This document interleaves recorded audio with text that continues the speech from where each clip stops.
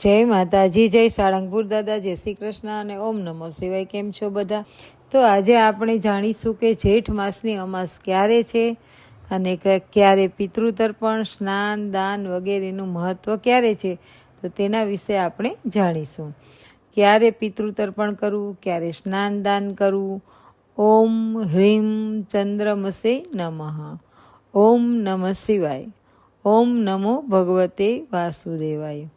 તિથિ એ ચંદ્રની કળા ઉપર આધારિત હોય છે અને જ્યારે પૂર્ણ કળા હોય ત્યારે પૂનમ કહેવાય છે અને જ્યારે ચંદ્ર શૂન્ય કળાએ હોય તેને અમાસ કહેવાય છે. અમાસ તિથિ ઉપર પિતૃઓ વાયુ વેગે તર્પણ આરોગવા પૃથ્વી ઉપર આવે છે અને આ દિવસે જાપ, તપ, વ્રત, સ્નાન અને દાન અને પિતૃદોષ માટે તર્પણનો મહિમા છે. અમાસ તિથિના દિવસે સ્નાન સાથે દાન મહાત્મય છે. પવિત્ર નદી કે જળાશયમાં સ્નાન કરવાનો મહિમા વધારે છે. જો નદીમાં સ્નાન ન થઈ શકે તો ઘરમાં સર્વે નદીઓનું મંત્રથી ધ્યાન કરી અને સ્નાન કરવું જોઈએ અને શક્ય હોય તો પાણીમાં ગંગાજળ ઉમેરીને પણ સ્નાન કરી શકો છો. પછી સ્વચ્છ થઈ અને જરૂરિયાતમંદ લોકોને ધન, વસ્ત્ર, અનાજનું દાન કરવું જોઈએ.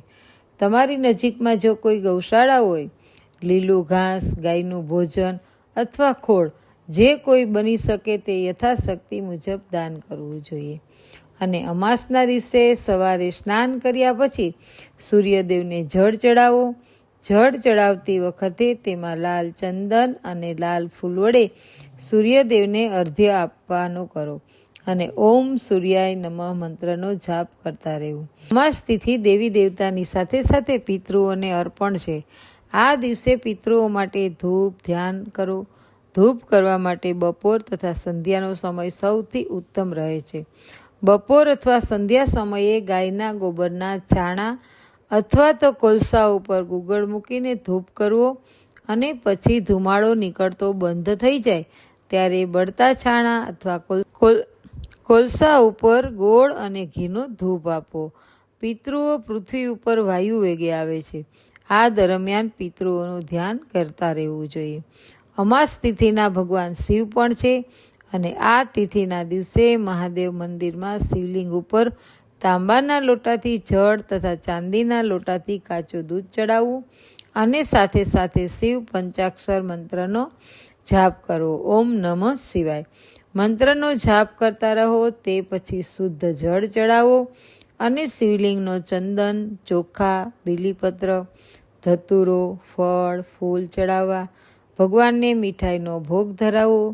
ધૂપ દીપ પ્રગટાવીને અને આ દિવસે ઉપવાસ કરવાથી જો કોઈ ગ્રહ નડતર હોય તો તેની સમસ્યા હોય અથવા તો કોઈ જૂની બીમારી હોય તે શારીરિક પીડા હોય તો તેમાં રાહત મળે છે.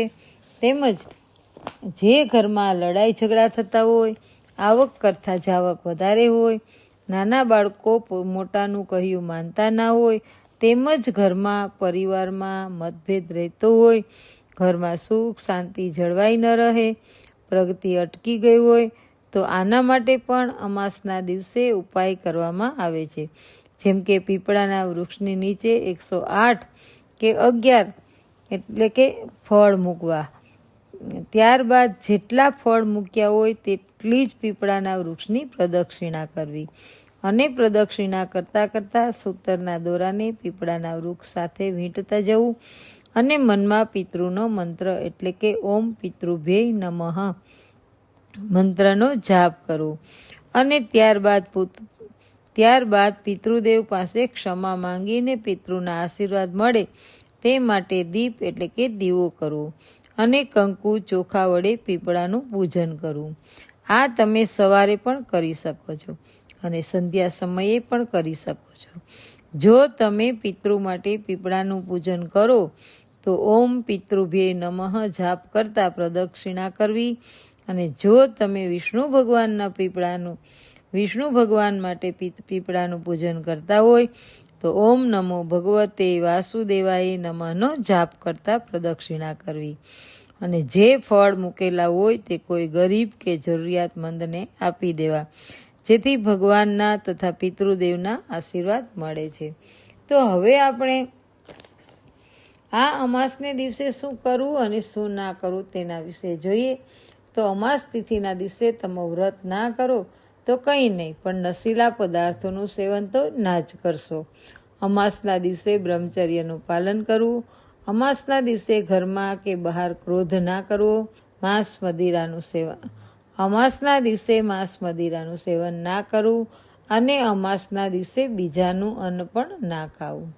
તો મિત્રો, હું આશા રાખું છું કે આ વિડીયો આપને જરૂર ગમ્યો હશે. જો ગમ્યો હોય તો લાઈક કરજો, શેર કરજો અને મારી ચેનલને સબસ્ક્રાઈબ કરી દેજો. અને હવે આપણે સાંભળીશું કે અમાસની કથા. તો અમાસની કથા છે એ પિતૃ માટે થઈને પિતૃની કથા છે, તો આપણે એ સાંભળીશું. તો પિતૃને અમાસની વ્રત કથા અને એક નાનકડો ઉપાય જેનાથી આપના પિતૃ ખૂબ જ પ્રસન્ન થશે. એક પુરાણ સમયની વાત છે. એક નગરમાં અગ્નિવાત અને બહિષ્પદ નામના અતિ પવિત્ર પિતૃદેવ રહેતા હતા. તેમની માનસ કન્યાનું નામ અક્ષોદા હતું. આ અક્ષોદાએ ભાદરવા મહિનાની શ્રદ્ધા પક્ષની સર્વ પિતૃ અમાસના દિવસે પિતૃઓને પ્રસન્ન કરવા માટે થઈને તપ કર્યું હતું અને કઠોર તપસ્યાથી પ્રસન્ન થઈ અને બધા પિતૃદેવતા અક્ષોદા સામે પ્રગટ થયા.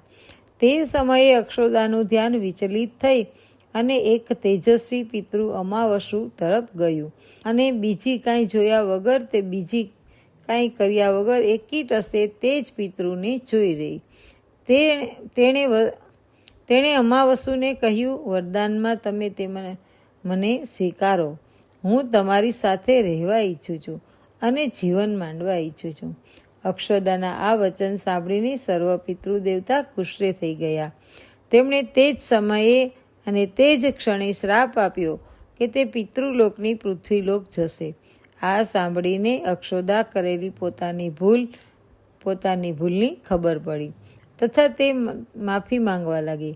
ત્યારે પિતૃએ તેને માફ કરીને શ્રાપમાંથી મુક્તિ માટે તેને કહ્યું કે તે મત્સ્ય કન્યા સ્વરૂપે જન્મ લેશે.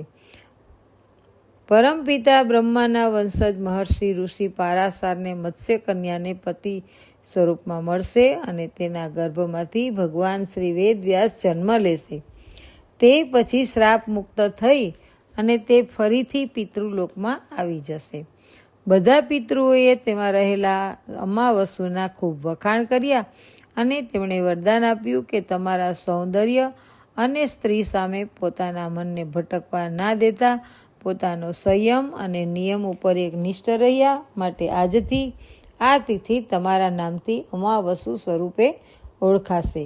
આ દિવસે એક નાનકડો ઉપાય પણ તમે કરી શકો છો. આ દિવસે સંધ્યા સમયે ઘરમાં ધૂપ કરો.